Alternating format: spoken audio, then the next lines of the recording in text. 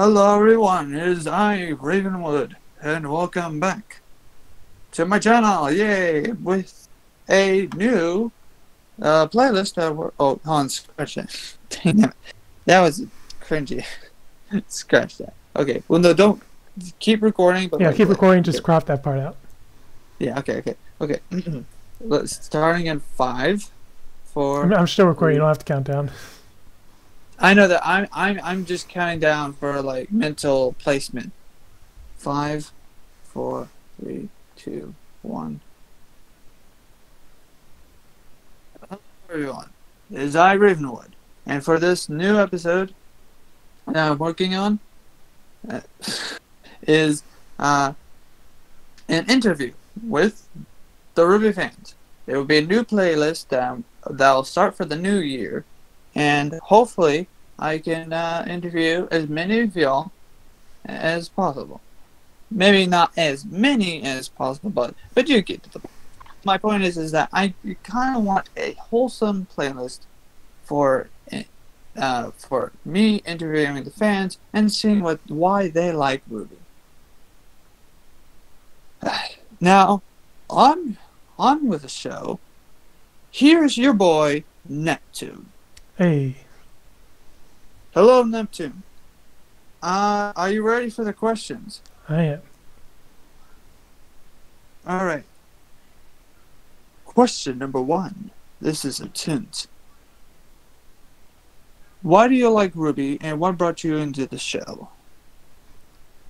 Well, We'll do both number 1 and 2 questions, since they're both technically the same question. But anyways, yeah. So, back before 2015, I got into Red vs. Blue, really liked the show, and wasn't much into Rooster Teeth yet. Then I saw a video of, it was a Ruby video, but had Red vs. Blue dialogue on it, and for some reason those two always seem to intersect in the Red vs. Blue tab. So I asked what it was, I checked it out, and I just really liked it. Oh, you got off first. What was that? Oh, okay. What you what? What was that last part?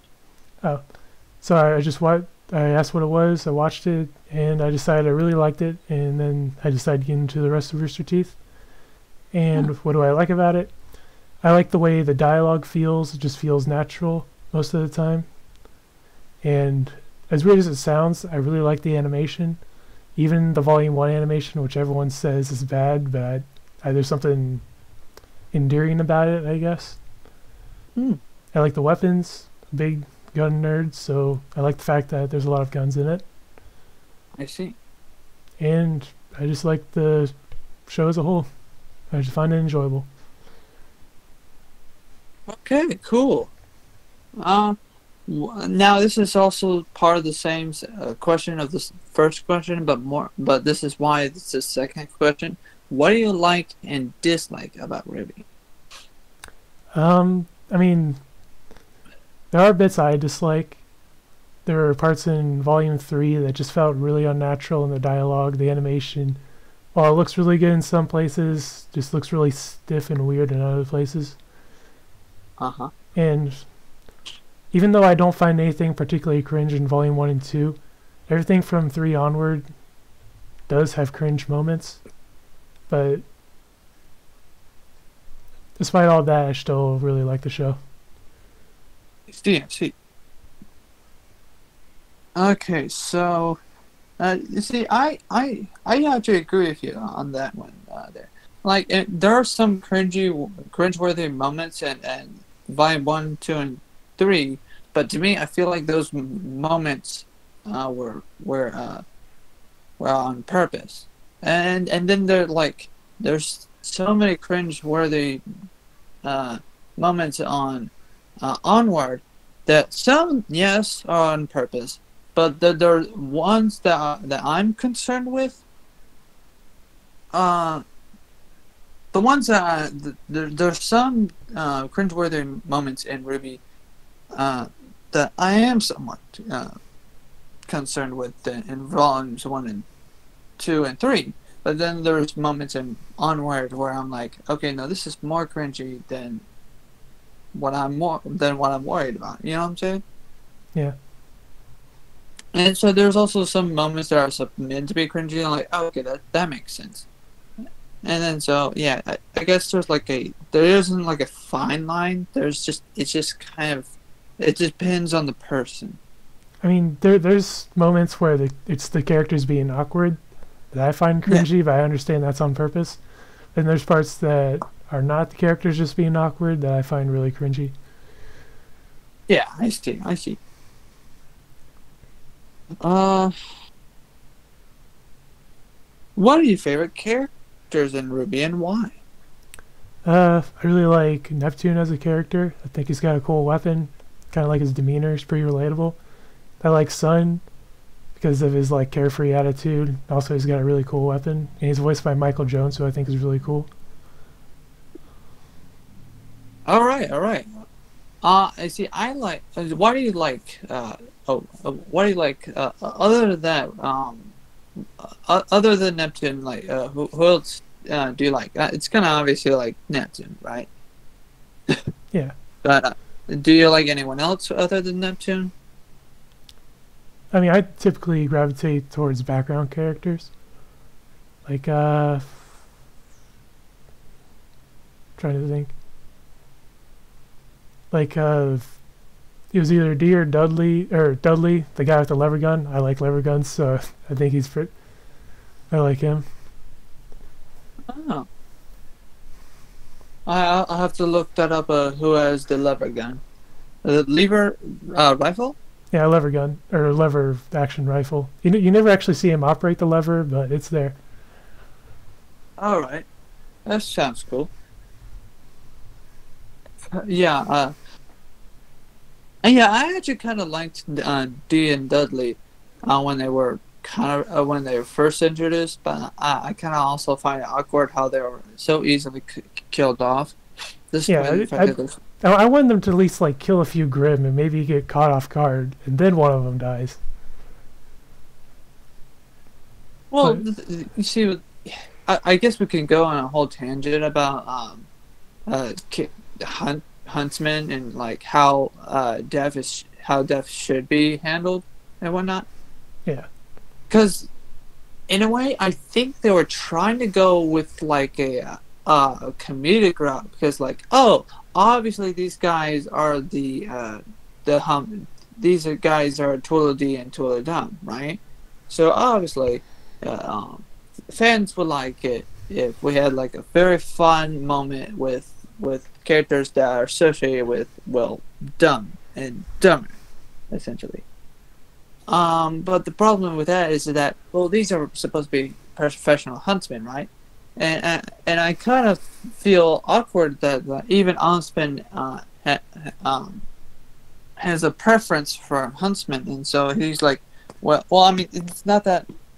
Well, okay, I understand like the teacher's pet and the two and those clowns the class clowns that the teacher doesn't like, but I do have to say, with Dean and Dudley, why couldn't it be like two people who typically don't take their own job seriously, but they're still very powerful, duo. And I was kind of actually hoping for like a duo that's like that, because you see that a lot in other shows. I guess it's kind of a trope, but like it's kind of a good trope to have. Not every trope in your animated show is bad. Would you agree with that? I mean, yeah. As long as they're done like right or okay. Yeah. And I guess nowadays people are just heavily focused on hating tropes rather than liking tropes. And I say, why not like certain tropes? Because this seems like a harmless trope, right? Yeah, I mean, there's some tropes that I'll just never get sick of. Like the big, tough guy that has a really soft heart. Like, I never get sick of that. Yeah, because that's actually a quite wholesome trope, actually. Where he's like, I'm big and tough, so I have big heart. And that's actually quite surprisingly wholesome. Now, if it's a big guy who's just his heart is hardened, then okay, yeah, I can see that being also cool as well. Now, moving on to the next question, because again, I don't want to waste anyone's time here. Do you watch Ruby YouTuber channels, and if so, who's your favorite and why? I do watch Ruby YouTuber channels. I watch Mercury Black for his crack series, which is really funny. I used to watch Murder of Birds for his reactions, but he kind of reacts to everything the same, and I feel like he talks a little too much, so I stopped watching him. Every once in a while, I'll watch a Eruption Fang video, and my favorite one is Raven McNeil and Fat Man Falling for their reactions. Not because I agree with what they have to say about the show, but because I find their banter really funny, especially British Ninja and Dash Elite. I see. Nice shout-outs. You got a long list of shout-outs. I might have to add that in the description below. If I can put all those links down. But out of all those, who do you think is your personal favorite? Personal favorite, probably British Ninja, because he typically has positive things to say. Alright, okay. That sounds good. I've never watched British Ninja's channel, but I have watched Eruption Fang, so I can relate to that. I'm not sure if he actually has a channel. He just shows up in Fat Man Falling and Raven McNeil's reactions. Oh, okay. Well, yeah, that'll be a mystery for another day. Then. Okay, so last question. Oh, and the answer is no. I don't think I could possibly write that many links in the description and below promoting those people. But, however, this does help us. If you were in the world of Ruby, if you were in Revenant, what would you do? I would either be a weaponsmith for the Huntsman Academies, mostly focusing on the gun side of it, for ranged weapons in general. And either that or become a huntsman myself and design my own weapon.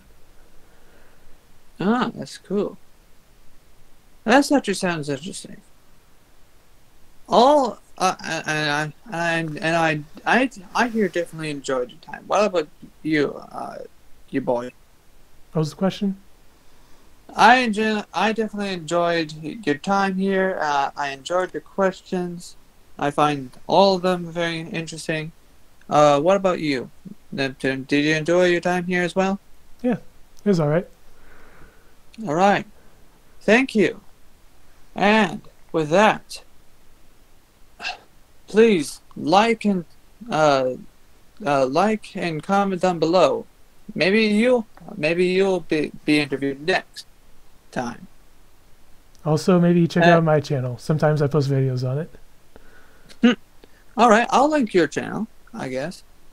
And if you want to, subscribe to him, or subscribe to me, or subscribe to both of us.